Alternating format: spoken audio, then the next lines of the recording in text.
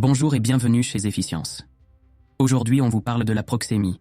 C'est l'anthropologue Edward T. Hall qui, dans les années 60, étudie et développe cette discipline pour mieux comprendre comment les individus perçoivent et utilisent l'espace personnel et social dans leurs interactions. Selon Hall, la proxémie est influencée par différents facteurs culturels et sociaux. Par exemple, dans certaines cultures, comme au Japon, les gens ont tendance à maintenir une distance interpersonnelle plus grande, tandis que dans d'autres, comme en Amérique latine, les interactions physiques proches sont plus courantes et acceptées.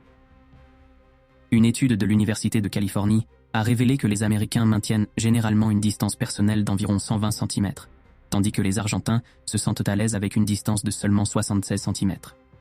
Hall a identifié 4 zones principales de distance interpersonnelle, la distance intime de 0 à 45 cm. Cette distance est réservée aux relations très proches, comme les partenaires amoureux, les enfants ou les membres de la famille. La distance personnelle, de 45 à 120 cm, utilisée lors de conversations avec des amis ou des collègues proches.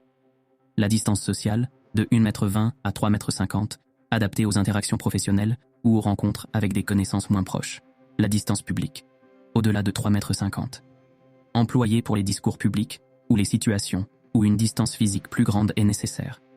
Les architectes et urbanistes intègrent les principes de la proxémie pour concevoir des espaces qui répondent aux besoins sociaux et culturels des habitants. La conception d'espaces publics, tels que les parcs et les places, ainsi que l'agencement des bureaux et des espaces de travail, est souvent basée sur une compréhension approfondie de la proxémie pour favoriser les interactions positives et minimiser le stress.